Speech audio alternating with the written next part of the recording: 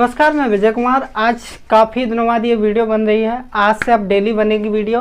और आज हम इस वीडियो में बात करने वाले हैं लाइफ प्रोसेस के बारे में, यानी कक्षा 10 चैप्टर नंबर 6 इकाई से लिया गया है। ये इकाई नंबर 6 से, जिसका नाम है जैव प्रक्रम, यानी बायोलॉजी के जितने भी चैप्टर हैं पहले उसे कवर किए जाएंगे, उसके बाद केमिस्ट्री के कवर किए जाएंगे। ठीक है ना। इसमें 10th क्लास का जैव प्रक्रम सब चैप्टर लिया है और इसके बारे में हमें इसमें अध्ययन करेंगे इस वीडियो में। और ये एक एक जानकारी अच्छी तरह से जानते हैं। ठीक है, देखो इसमें क्या होता है जैव प्रक्रम में। हम पहले बायोलॉजी शब्द की बात कर लेते हैं कि बायोलॉजी है क्या। बायोलॉजी जिसे हिंदी में बोलते हैं हम जीव विज्ञान, जिसे हिंदी में हम जीव विज्ञान बोलते हैं। देखो बायो का मतलब क्या होता है, बायोज, और लोगोज का मतलब लोजी का मतलब क्या होता है, लोगोज। अब देखो बायोज यानी ऐसे जीव जिसके अंदर जीवन हो, यानी ऐसे जीव जिसके अंदर जीवन हो, यानी लिविंग मतलब जीवन हो। और लोगोज का मतलब होता है अध्ययन, लोगोज का मतलब अध्ययन। ठीक है, यानी जीवन किसमें होता है, जो सजीव होते हैं। जीवन वो उसमें होता है जो सजीव होते हैं, यानी विज्ञान की वह शाखा जिसके अंतर्गत हम सजीवों का अध्ययन करते हैं, क्या कहलाता है, जीव विज्ञान कहलाते हैं। तो इसकी डेफिनेशन मैं यहाँ लिखता हूँ। बायोलॉजी की डेफिनेशन क्या है, बायोलॉजी की डेफिनेशन यानी विज्ञान की वह शाखा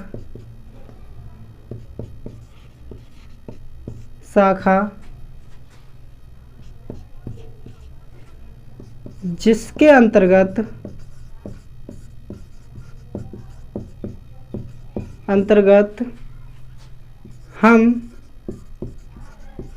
सजीवों का अध्ययन करते हैं, जीव विज्ञान कहलाते हैं। यानी बायोलॉजी कहलाती है। ठीक है, यानी जीव विज्ञान की वह शाखा जिसके अंतर्गत हम सजीवों का अध्ययन करते हैं, जीव विज्ञान कहलाते हैं। ध्यान रखना, बायोलॉजी शब्द का मतलब क्या है। बायोलॉजी शब्द का मतलब विज्ञान की वह शाखा जिसके अंतर्गत सजीवों का अध्ययन, और सजीव कौन होते हैं, जिसके अंदर जीवन हो। यानी विज्ञान की वह शाखा जिसके अंतर्गत हम सजीवों का अध्ययन करते हैं, तो वह शाखा कौन सी शाखा कहलाएगी, जीव विज्ञान। ठीक है, ये डेफिनेशन है। तो ध्यान रखना, ये डेफिनेशन है आपकी। विज्ञान की वह शाखा जिसके अंतर्गत हम सजीवों का अध्ययन करते हैं तो जीव विज्ञान कहलाती है। अब जीव विज्ञान नाम बड़ा हरकम है कि जीव विज्ञान शब्द दिया किसने, तो यहाँ एक वैज्ञानिक हुए जीव विज्ञान,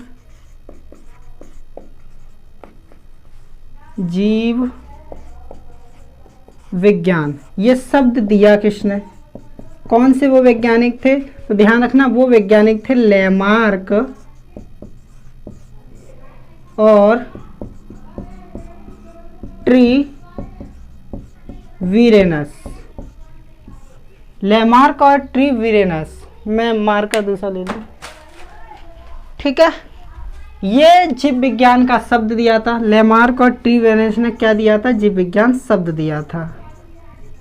ठीक है, यानी जीव विज्ञान शब्द की उत्पत्ति किसने की थी, किसने की थी, लेमार्क और ट्रीवीरेनस ने जीव विज्ञान शब्द की उत्पत्ति की थी। ठीक है, अब वो बात ये आती है कि जीव विज्ञान की उत्पत्ति की थी, यानी जीव विज्ञान शब्द इन्होंने दिया था कि हाँ लेमार्क और ट्रीवीरेनस। जीव विज्ञान में हम किसका अध्ययन करते हैं, जो सजीव होते हैं, यानी जितने भी सजीव ऑर्गन्स हो गए इस पृथ्वी पर, जितने भी जीव जो सजीव हैं, जिनका अध्ययन हम करते हैं किसके अंतर्गत, बायोलॉजी के अंतर्गत।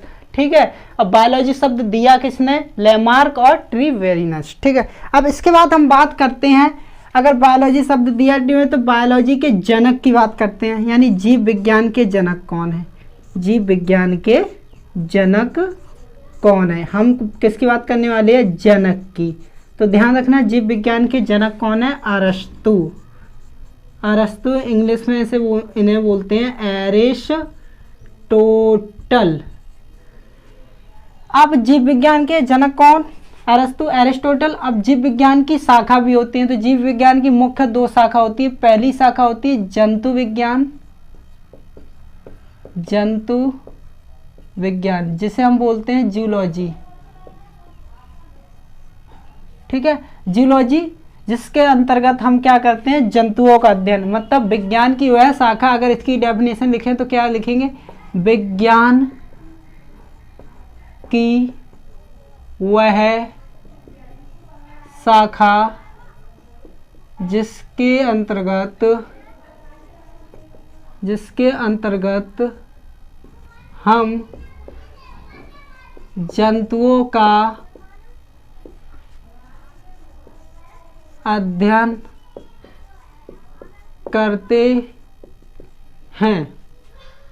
अध्ययन करते हैं, जंतु विज्ञान कहलाता है।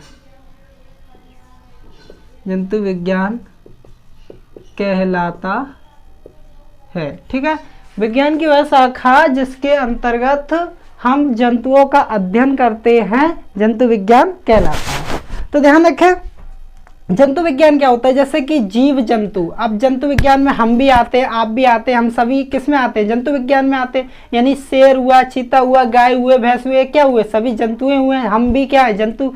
तो हम इस शाखा में हमारा अध्ययन किया जाता है। ठीक है, एक ये अध्ययन है, एक बायोलॉजी की ब्रांच कौन सी है? जंतु विज्ञान। और इन जंतु विज्ञान के जो लेखक हैं, जंतु विज्ञान के लेखक, जंतु विज्ञान के जनक, अगर हम इनके जनक की बात करें तो जनक कौन है? देखो जनक कौन है? अरस्तु। इनके भी जनक कौन? अरस्तु, जिसे हम बोलते हैं एरिस्टोटल। ठीक है, उसके बाद हम बात करें जंतु विज्ञान, और दूसरी जो शाखा थी वो थी वनस्पति विज्ञान।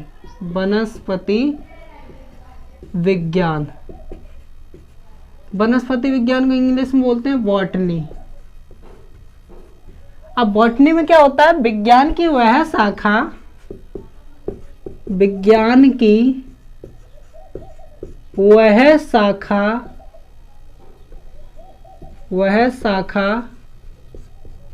जिसके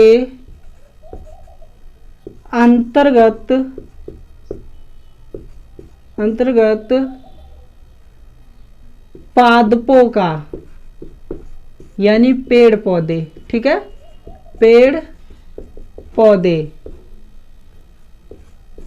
पादपों का अध्ययन किया जाता है। वनस्पति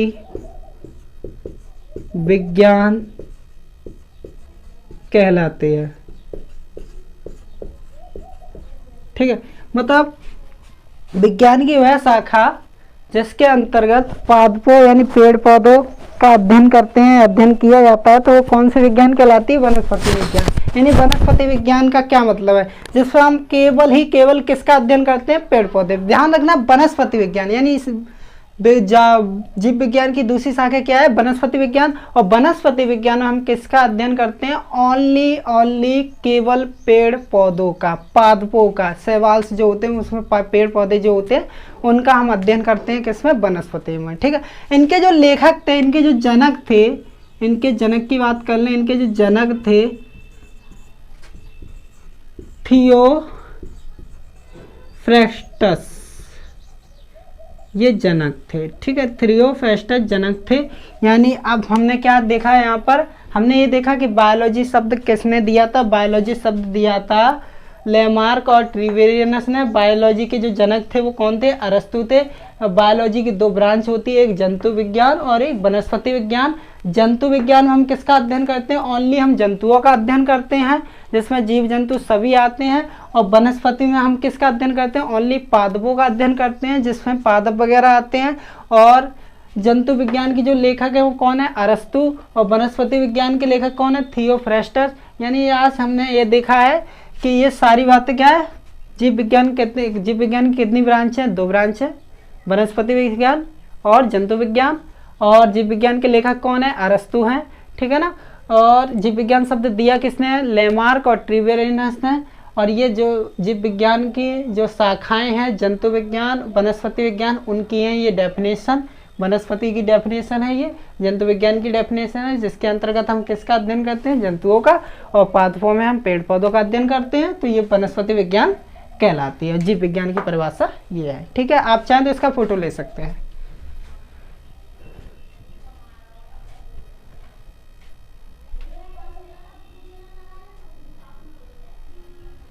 ठीक है,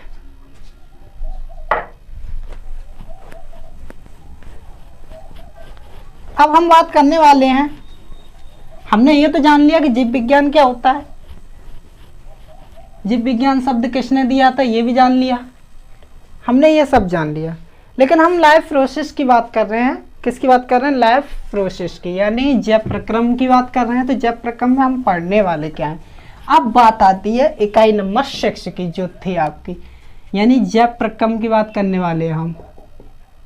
जैव प्रक्रम यानी लाइफ प्रोसेस, इसकी बात करने वाले हैं, ठीक है, लाइफ प्रोसेस की।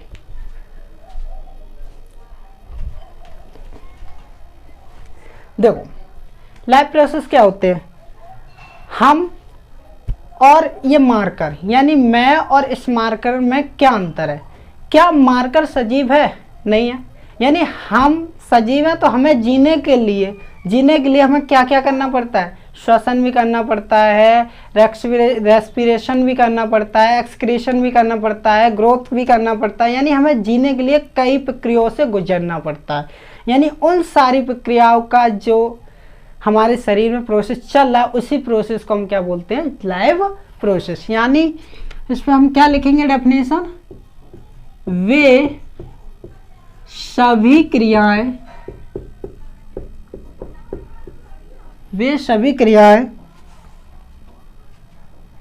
जिसके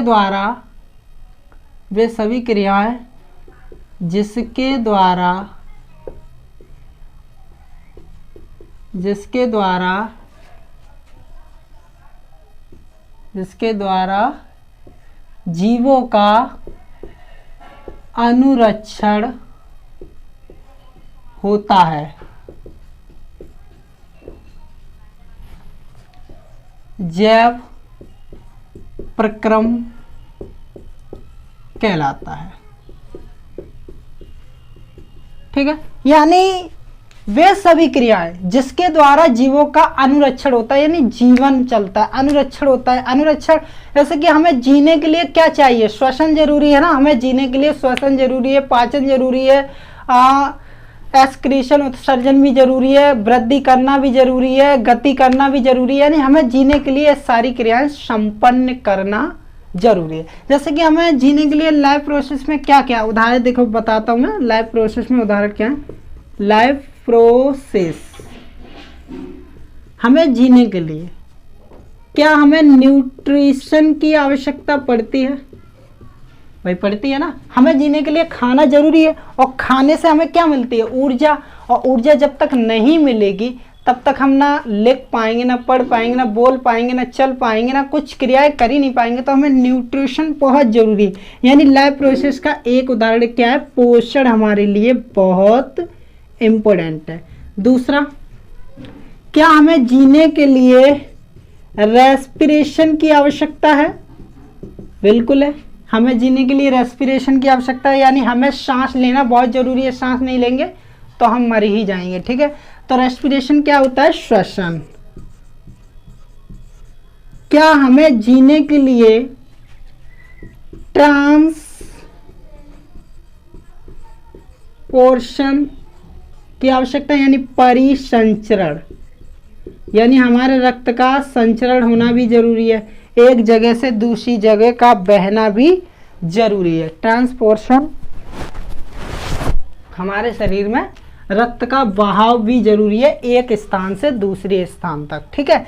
अब क्या हमें एक्सक्रीशन यानी उत्सर्जन,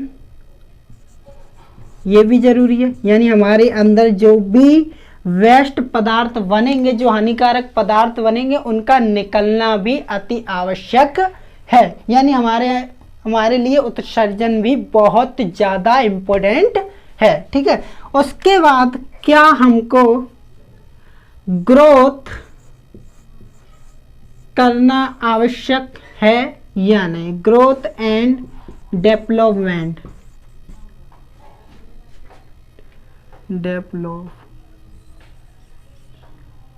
डेवलपमेंट, क्या हमें ये जरूरी है? यानी वृद्धि हमारा करना बहुत अति आवश्यक है। ठीक है, क्या हमें मेटाबॉलिज्म, ये हमारे शरीर में उपापचयी जितनी भी क्रियाएं होती हैं वो क्या होती है? उपापचयी क्रियाएं होती हैं। यानी किसी पदार्थ का बनना और बने हुए पदार्थ को तोड़ना, ये हमारे शरीर में होना अति आवश्यक है। ठीक है, ये सारी क्रिया कहलाती हैं आपकी उपापचयी क्रियाएं कहलाती हैं। ठीक है, उसके बाद हमें क्या मूवमेंट करना चाहिए? मूवमेंट करना चाहिए या नहीं करना? बिल्कुल करना चाहिए। लोको मोशन करना चाहिए या नहीं करना चाहिए? यानी गति हमें करना बहुत ही अति आवश्यक है। यानी हमें जीवन के लिए क्या क्या चाहिए? जीवन के लिए हमें क्या क्या चाहिए? पोषण चाहिए। जीवन के लिए हमें पोषण चाहिए, श्वसन भी चाहिए, परिसंचरण भी होना जरूरी है, उत्सर्जन होना भी जरूरी है, वृद्धि होना भी जरूरी है, उपापचय होना भी जरूरी है और मूवमेंट लोकोमोशन भी होना जरूरी है। यानी ये सारी क्रियाएं हमारे शरीर के अंदर होना और कुछ बाहर होती हैं। ठीक है, यानी ये क्रियाएं हमारी क्या कहलाती हैं? जैव प्रक्रम। तो मैंने क्या लिखा है? वे सभी क्रियाएं जिसके द्वारा जीवों का अनुरक्षण होता है। अनुरक्षण यानी हमें जीने के लिए,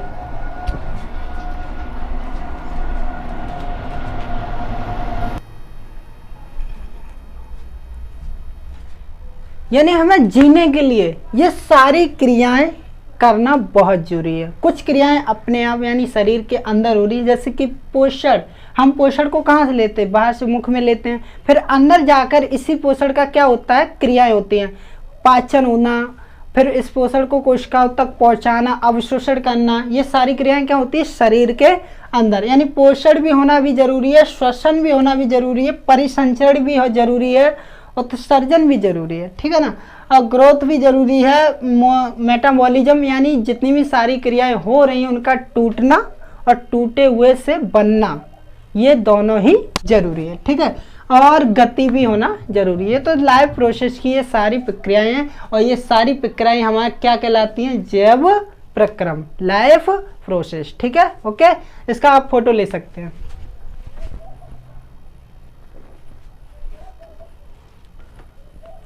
ठीक,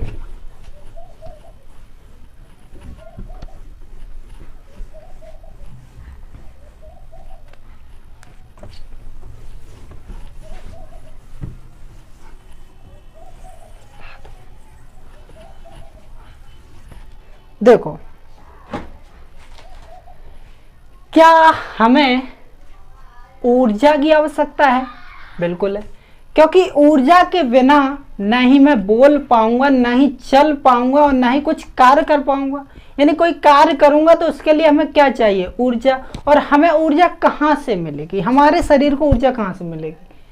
सबके मन में एक ही सवाल आएगा, खाना खाएंगे ऊर्जा मिलेगी। बिल्कुल सही, खाना खाएंगे ऊर्जा मिलेगी। लेकिन अगर मैं बात करूं कि हमारे शरीर के अंदर ऊर्जा कहाँ से मिलती है, तो ध्यान रखना, कोशिका के अंदर जो कोशिका द्रव होता है, उस कोशिका द्रव में उपस्थित कोशिकांग होते हैं। उस कोशिकांग में उपस्थित एक नाम सुना होगा, माइटोकॉन्ड्रिया। माइटोकॉन्ड्रिया में से हमें क्या मिलती है? ऊर्जा।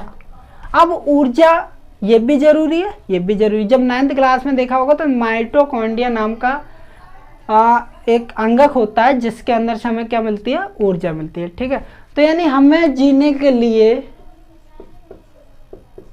ऊर्जा की आवश्यकता है। हमें जीने के लिए ऊर्जा की आवश्यकता है। ठीक है,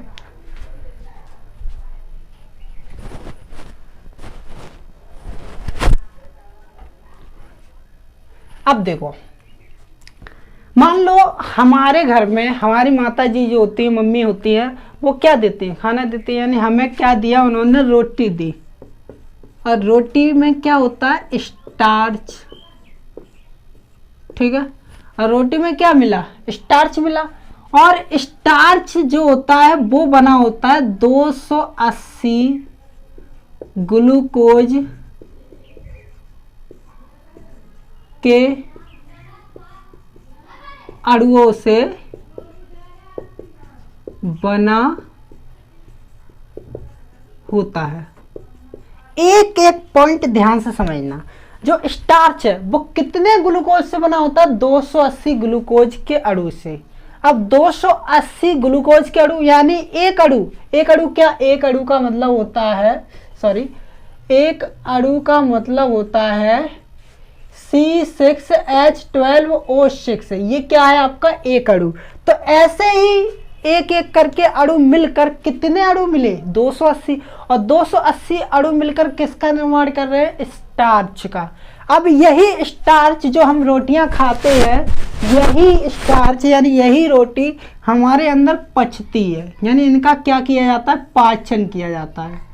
ठीक है, इनका जब पाचन होगा तो ये किस में टूटेंगे, ग्लूकोज में। छोटे छोटे ग्लूकोज में टूटेंगे, किस में टूटेंगे, ग्लूकोज में। यानी पूर्ण रूप से जब पाचन हो जाता है तो किस में टूटता है, ये ग्लूकोज में। बहुत सारी क्रियाएं हैं, वो जब पाचन का चैप्टर आता है तब इसको हम अच्छे तरीके से पढ़ते हैं। ठीक है, तो हमने क्या किया, पाचन किया, यानी हमने क्या कर दिया, स्टार्च को ग्लूकोज में तोड़ दिया। यानी स्टार्च था, यानी बहुत बड़ा पदार्थ, बहुत बड़ा ग्लूकोज था, उसको हमने क्या किया, छोटे छोटे छोटे छोटे टुकड़ों में तोड़ दिया। यानी हमने चबने के बाद उसको क्या कर दिया, टुकड़ों में तोड़ दिया। फिर शरीर के अंदर जो आहार नाल होती है, पाचन कहाँ होता है, हमारी आहार नाल में ये पाचन होता है। आहार नाल में ये हमारा पाचन होता है। तो उसमें ये सारी पाचन क्रियाएं होने के बाद इसको किस में तोड़ दिया, छोटे छोटे ग्लूकोज में। ठीक है, तो यानी ग्लूकोज, हमने स्टार्च को ग्लूकोज में तोड़ा, तो ये कौन सी प्रक्रिया कहलाती है, पाचन। यानी क्या हुआ, पाचन की डेफिनेशन में आपको, हाँ देखो क्या हुआ ऐसा पाचन में, यानी स्टार्च को हमने किस में तोड़ा, ग्लूकोज में। ठीक है, हमें ऊर्जा कैसे मिलती है, हम ऊर्जा की बात कर रहे हैं ना, तो पाचन को मैं अभी एक एक करके सभी के डेफिनेशन लिखा दूंगा। ठीक है, अब क्या हुआ, ये ग्लूकोज का, इस ग्लूकोज को हम ले गए कहाँ पर, रक्त में। यानी ग्लूकोज को रक्त में पहुंचाने की प्रक्रिया को या रक्त में डालने की प्रक्रिया को हम बोलते हैं स्वांगीकरण। स्वांगीकरण, ठीक है, यानी ग्लूकोज को रक्त में डालने की प्रक्रिया को हम क्या कहते हैं, स्वांगीकरण। अब इस रक्त से ग्लूकोज कहाँ जाएगा, कोशिका में। ये क्या है आपकी कोशिका। ठीक है, यानी कोशिका में कौन आ जाएगा, C6H12O6। अब रक्त से कोशिका तक ग्लूकोज लाने की प्रक्रिया जो होती है, लाने की प्रक्रिया जो लाता है उसे हम क्या बोलते हैं, परिसंचरण। ठीक है, यानी रक्त से ग्लूकोज कोशिका तक कौन लेके आया, परिसंचरण की प्रक्रिया द्वारा आया। ठीक है, अब ये ग्लूकोज कहाँ आ गया, कोशिका में। अब कोशिका में क्या हुआ होगा, कोशिका में यानी C6H12O6। ठीक है, C6H12O6 का क्या हुआ होगा, कोशिका के अंदर ऑक्सीजन आई। ठीक है, और इस ऑक्सीजन ने क्या किया, मैं इसे थोड़ा बड़ा करके बताता हूँ। C6H12O6 कोशिका के अंदर क्या हुआ, ऑक्सीजन। ऑक्सीजन किसका कार्य करता है, श्वसन का। ठीक है ना, यानी श्वसन किया, ऑक्सीजन ने क्या किया, श्वसन, और इसको तोड़ दिया किसमें, कार्बन डाइऑक्साइड गैस में, प्लस और हमें क्या दे दिया, जल, और उसके बाद ये क्या बना रहा है, ऊर्जा। क्या बना रहा है, ऊर्जा, और ऊर्जा हमें किस रूप में प्राप्त हुई? एटीपी के रूप में। एटीपी की फुल फॉर्म क्या है?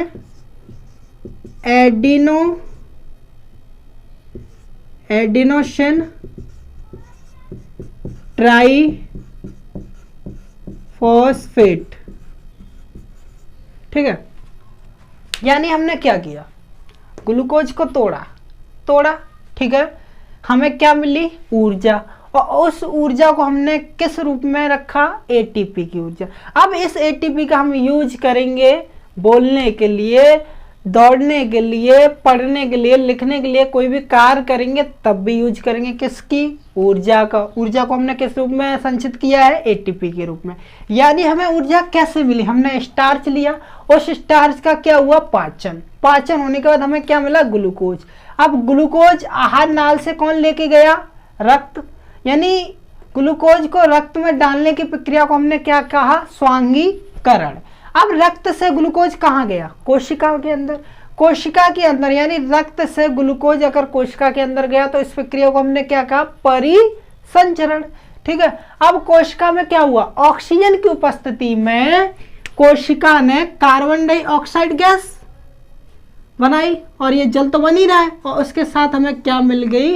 एनर्जी। यानी हमें ऊर्जा मिली। क्या मिली? ऊर्जा। यानी हम जो भी भोजन करते हैं उससे हमें क्या मिली? ऊर्जा। ठीक है, तो हमने इसको क्या किया? ऊर्जा के रूप में ले लिया। अब इसका उपयोग करेंगे। कहाँ उपयोग करेंगे भाई? कहीं जाएंगे, दौड़ेंगे, बैठेंगे, पढ़ेंगे, लिखेंगे, हंसेंगे, कुछ भी कार्य करेंगे तो क्या करेंगे? हम इस ऊर्जा का उपयोग करेंगे, एटीपी ऊर्जा का। ठीक है, एटीपी का स्ट्रक्चर मैं आपको बता दूं, इसका स्ट्रक्चर मैन होता है। ठीक है, स्ट्रक्चर क्या होता है? एटीपी जो ये होता है, एटीपी के केंद्र पे होता है एडिनोसिन, और उस पर 3 जगह लगे होते हैं फॉस्फोरस। ठीक है, इसीलिए ट्राईफॉस्फेट कहते हैं। और जब भी हमें यूज करना होगा तो एक टूटेगा, फिर यूज कर लेना। ठीक है, उसके बाद हमने देखा, अब इस प्रोसेस में हमने क्या देखा? हमने ऊर्जा प्राप्त कर ली। क्या खाया? भोजन से। ठीक है, अब कैसे प्राप्त की उसको फिर से एक बार मैं रिवाइज कराता हूँ, आप अच्छी तरह समझना। ठीक है, देखो हमने किया, रोटी ली, और रोटी ने क्या कर दिया? पाचन कर दिया। पाचन का मतलब क्या होता है? कि जटिल कार्बनिक पदार्थों को छोटे छोटे सरल भागों, छोटे छोटे सरल कार्बनिक भागों में तोड़ना पाचन कहलाता है। ठीक है, ये कहलाता है पाचन। हमने क्या कहा? स्टार्च। स्टार्च एक बहुत बड़ी संरचना थी, और संरचना में मान लो ये कोई स्टार्च था, ये कोई स्टार्च था, इसमें लगभग बहुत ज्यादा मात्रा में क्या थे? ग्लूकोज। इसको हमने तोड़ दिया, और यहां से एक एक करके हमने क्या निकाल लिया? ग्लूकोज। अब ये ग्लूकोज आहार नाल में उपस्थित है। अब आहार नाल से अवशोषण होगा, यानी अब क्या होगा? ग्लूकोज कहाँ जाएगा? रक्त में। यानी ग्लूकोज का अवशोषण अब किस में होने वाला? रक्त में। यानी ग्लूकोज आहार नाल से निकलकर किस में जाएगा? रक्त में। और रक्त में, यानी ग्लूकोज को रक्त में लाने की प्रक्रिया को, फिर से सुनना, ग्लूकोज को रक्त में लाने की प्रक्रिया को हम क्या बोलते हैं? स्वांगीकरण। ठीक है, अब रक्त से ग्लूकोज कहाँ आएगा? हमारी कोशिका में, क्योंकि कोशिका ही तो तोड़ेगा किसको? ग्लूकोज को। तभी तो हमें ऊर्जा कहाँ से मिलती है? कोशिका से। कोशिका में किस अंग से? माइटोकॉन्ड्रिया से। ठीक है, तो अब क्या हुआ? रक्त से कोशिका तक कौन ले जाएगा? परिसंचरण के द्वारा। परिसंचरण माध्यम, यानी खून एक दिशा से दूसरी दिशा तक जाता है ना, मैंने ये बताया था परिसंचरण में होता है। तो कहाँ आया? रक्त से ग्लूकोज कोशिका में आया। यानी हमें पाचन भी जरूरी है, स्वांगीकरण भी जरूरी है, परिसंचरण भी जरूरी है। अब रक्त से कोशिका में क्या आ गया? ग्लूकोज। अब ग्लूकोज यहाँ टूटेगा किसकी उपस्थिति में? ऑक्सीजन की उपस्थिति में। यानी ये सारी प्रोसेस कहाँ चल रही है? इसके अंदर। ये सारी प्रोसेस कहाँ चल रही है? इसके अंदर। यानी ग्लूकोज को हम तोड़ रहे हैं, और उससे तोड़ने के बाद हम क्या प्राप्त कर रहे हैं? ऊर्जा। ठीक है, उसको हम क्या प्राप्त कर रहे हैं? ऊर्जा। यानी हमें ग्लूकोज से क्या मिल रही है? ऊर्जा मिल रही है। लेकिन किंतु परंतु क्या यहाँ ऊर्जा के साथ हमें कुछ हानिकारक पदार्थ मिल रहा है या नहीं? मिल रहा है। देखो कौन सा? Carbon dioxide. ये हमारा हानिकारक पदार्थ है, वेस्ट पदार्थ है, अपशिष्ट पदार्थ है, जिसे हम क्या बोलते हैं, अपशिष्ट पदार्थ या हानिकारक पदार्थ। ठीक है, यानी हमें अपशिष्ट पदार्थ मिल रहा है, हानिकारक पदार्थ मिल रहा है, तो इस पदार्थ को हम क्या बोलते हैं बताइए। इस पदार्थ को हम क्या अपने यूज में लेंगे? नहीं, इसको हम क्या करेंगे, निकालेंगे, यानी उत्सर्जन की प्रक्रिया। अब क्या जो हानिकारक पदार्थ बनेगा उसका हम क्या करेंगे, उत्सर्जन करेंगे, निष्कासन करेंगे। ठीक है, हानिकारक पदार्थों का क्या करेंगे, निष्कासन करेंगे। तो इस प्रक्रिया को हम क्या बोलते हैं, जब इसका कार्बन डाइऑक्साइड गैस का हम निष्कासन कर देंगे तो इस प्रक्रिया को क्या बोलते हैं हम, उत्सर्जन। अब ये लाइफ प्रोसेस की हमें ऊर्जा को प्राप्त करने के लिए हमें कई विधियों से गुजरना पड़ता है। हमें पाचन भी करना पड़ेगा, स्वांगीकरण भी करना पड़ेगा और परिसंचरण भी करना पड़ेगा। ग्लूकोज में श्वसन भी होगा, श्वसन के द्वारा हमें ऊर्जा प्राप्त होगी। ऊर्जा के साथ ही हमें क्या प्राप्त होगा, हानिकारक पदार्थ, और उस हानिकारक पदार्थ का क्या करेंगे हम, उत्सर्जन। यानी सभी प्रक्रिया होना हमारे लिए जरूरी है, तो हमें क्या प्राप्त हो जाएगी, ऊर्जा। अब ऊर्जा तो हमें भोजन से ही प्राप्त होती है। तो आई होप आपको ये पूरा डायग्राम समझ में आ गया होगा कि हमने रोटी ली, रोटी से हमें क्या मिला, ग्लूकोज मिला, ग्लूकोज कहाँ गया, रक्त में, और रक्त से ग्लूकोज कहाँ गया, कोशिका में, कोशिका में क्या हुआ, ऑक्सीजन की उपस्थिति में कोशिका से ग्लूकोज टूटा, और टूटने के बाद कार्बन डाइऑक्साइड गैस मिली जो हमारे लिए हानिकारक पदार्थ है, उसको हमने क्या किया, उत्सर्जन किया, और इसके साथ साथ हमें क्या मिली, ऊर्जा। और ऊर्जा को किस रूप में हमने रख लिया, एटीपी की ऊर्जा। अब एटीपी के रूप में रखा तो इसका यूज हम किस में करेंगे, कोई भी कार्य करेंगे तो इसका हमें इसका उपयोग कर लेंगे। ठीक है, ये हुआ हमारे पूरा प्रोसेस कि क्या क्या होता है। ठीक है ना, अगर यहाँ मेन जो है हमारा पाचन है उसकी डेफिनेशन में लिखा दे रहा हूँ, ये जरूरी है। ठीक है ना, तो पाचन की डेफिनेशन हमें जरूरत पड़ती है, इसलिए हमें पाचन का पढ़ना बहुत जरूरी था। तो देखो हमने कार्बन डाइऑक्साइड गैस का क्या किया, उत्सर्जन किया ना।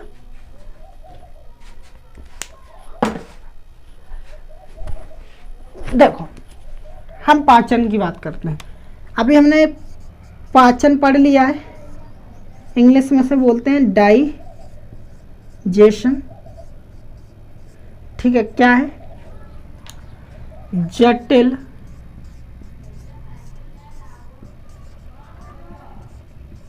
कार्बनिक पदार्थों को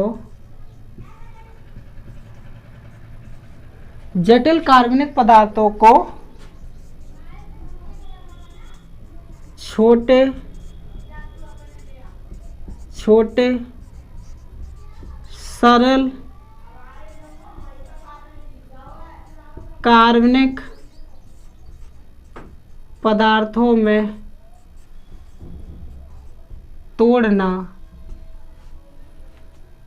में तोड़ना या तोड़ने की प्रक्रिया को, छोटे छोटे सरल कार्बनिक पदार्थों को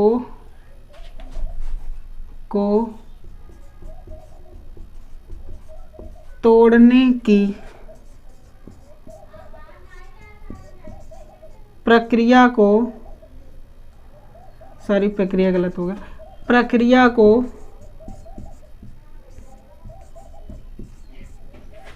पाचन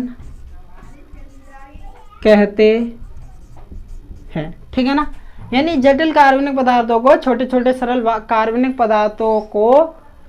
पदार्थों में तोड़ने की प्रक्रिया को हम क्या बोलते हैं, पाचन कहते हैं। ठीक है, कार्बनिक पदार्थों में, कार्बनिक पदार्थों में तोड़ने की प्रक्रिया को हम क्या बोलते हैं, पाचन बोलते हैं।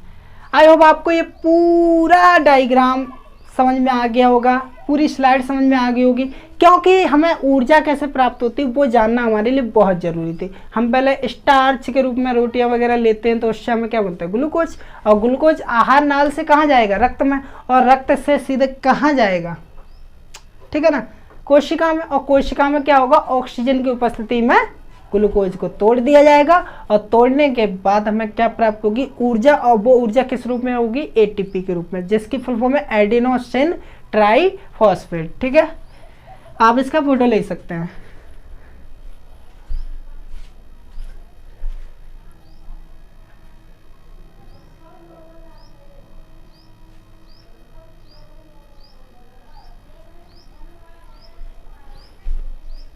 ठीक है, अब हम बात करने वाले हैं, इसके बाद ये हो गया आपका पाचन। स्वांगीकरण आप जानेंगे, जब ग्लूकोज को रक्त में डालेंगे तो क्या, इस प्रक्रिया को हम क्या बोलेंगे, स्वांगीकरण। फिर से सुन लो, जब हम ग्लूकोज को रक्त में डालने की प्रक्रिया को क्या बोलते हैं, स्वांगीकरण। उसका परिसंचरण है, यानी परिसंचरण क्या है, रक्त से ग्लूकोज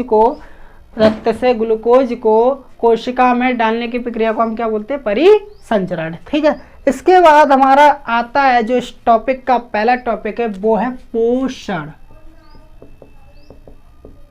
पोषण यानी न्यूट्रिशन।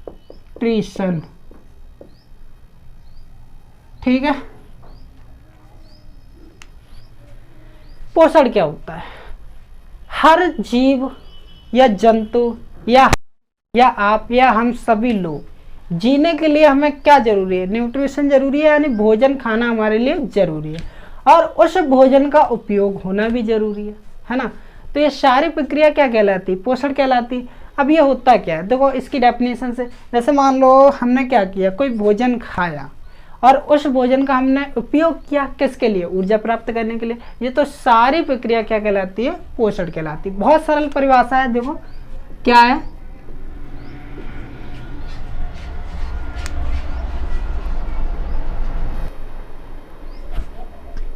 देखो पोषण क्या है, देखो हम सभी क्या होते हैं, यानी जीव हम, यानी जीवों के भोजन ग्रहण करने तथा उसका उपयोग कर ऊर्जा प्राप्त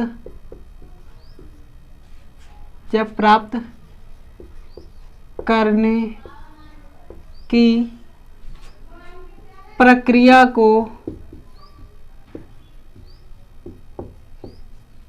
को पोषण कहते हैं। ठीक है, बहुत ही सरल है, यानी जीवों के भोजन ग्रहण करने तथा उसका उपयोग कर, यानी हमारे शरीर में क्या होगा, उसका उपयोग होगा, और उपयोग करने के बाद उसमें हमें क्या मिल जाएगी, ऊर्जा, यानी ऊर्जा प्राप्त करने की प्रक्रिया को हम क्या बोलते हैं, पोषण कहते हैं। यानी हमने कोई भी भोजन खाया, अगर उस भोजन से हमें ऊर्जा मिली तो पोषण है, और ऊर्जा नहीं मिली तो पूरी तरह से हमारा पोषण नहीं हुआ। यानी हमारा पाचन तो हुआ लेकिन पूरी तरह से सही नहीं हुआ। पाचन होने के बाद जब हमें ऊर्जा प्राप्त होती है हमारी कोशिकाओं के द्वारा, तब हमें पूरी तरह से हमारा क्या हो जाता है, पोषण हो जाता है। और ये पोषण हमारा दो प्रकार का होता है, एक होता है स्वपोषण और एक होता है परपोषण। तो आज की क्लास पे सिर्फ हम इतना ही पढ़ेंगे, और कल हम पढ़ेंगे, कल से ये क्लास बड़ी रहेगी, 1 घंटे की रहेगी। कल हम पढ़ेंगे स्व पोषण। ठीक है, पहला ये पढ़ेंगे, दूसरा ये पढ़ेंगे पर पोषण। ठीक है, स्व पोषण को इंग्लिश में बोलते हैं ऑटोट्रॉफिक न्यूट्रिशन। ठीक है, पर पोषण को बोलते हैं हेट्रोट्रॉफिक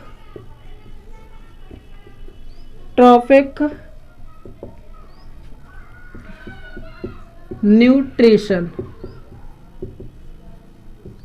तो कल हम ये पढ़ेंगे स्वपोषण क्या होता है, परपोषण क्या होता है। ठीक है ना, तो मैं थोड़ी जानकारी दे देता हूँ स्वपोषण में, परपोषण में, और कल इसके बारे में हम पूरी डिटेल जानेंगे, हम पूरी तरह से इसके बारे में डिटेल पढ़ेंगे। और इसमें क्या होता है, देखो स्वपोषण यानी जो जीव अपना भोजन स्वयं और तथा शरीर के अंदर ही बनाए, यानी कहीं भी बनाए, शरीर के अंदर और या स्वयं बनाए, कैसे भी बनाए और शरीर के अंदर बनाए, इस प्रक्रिया को हम क्या बोलते हैं, स्वयं पोषण। और वे जीव जो अपना भोजन स्वयं नहीं बना सकते। तो देखो पादप जो होते हैं वो अपना भोजन कैसे बनाते हैं, स्वयं बनाते हैं। और कैसे बनाते हैं, क्या पादप बाहरी से बनाते हैं, नहीं। पादप क्या होता है, देखो मैं थोड़ा सा हिंट देता हूँ। पादप के अंदर क्या होती है, कोशिका, और कोशिका के अंदर क्या होता है, जो कोशिका द्रव होता है, उस कोशिका द्रव में होता है हरित लवक, हरित लवक, सॉरी मैं सही लिख दूं इसको, हरित लवक। और उस हरित लवक से हमें क्या प्राप्त होता है, एक पिगमेंट जिसका नाम है क्लोरोफिल। पिगमेंट यानी वर्णक, क्या प्राप्त होता है, वर्णक जिसका नाम है क्लोरोफिल। अब क्या होता है, पादप क्या करते हैं, कोशिका के अंदर होता है यह सारी प्रक्रिया, ठीक है। पादप क्या करते हैं, यानी मान लो सूर्य वायुमंडल से क्या मिल रहा है, कार्बन डाइऑक्साइड गैस, और हमारे जो पादप होते हैं जमीन से क्या मिलती है, जल। और क्या करते हैं, प्रकाश की उपस्थिति में, यानी प्रकाश संश्लेषण की प्रक्रिया होती है ना, प्रकाश की उपस्थिति में। और ये जो वर्णक होता है हरित लवक, क्लोरोफिल,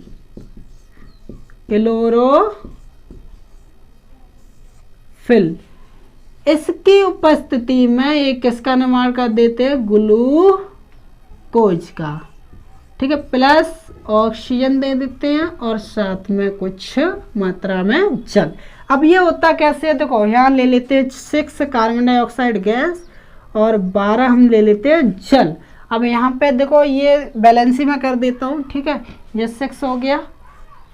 अब बचा ऑक्सीजन, हमारे पास ऑक्सीजन यहाँ कितने हैं, 6 यानी 24 ऑक्सीजन है। और वहाँ पे कितने ऑक्सीजन है, 6 इधर है 6 इधर है, यानी 12। यानी हम यहाँ कितने ले लेंगे, 6 है। यानी हमें पेड़ों से क्या मिलता है, ऑक्सीजन मिलता है ना।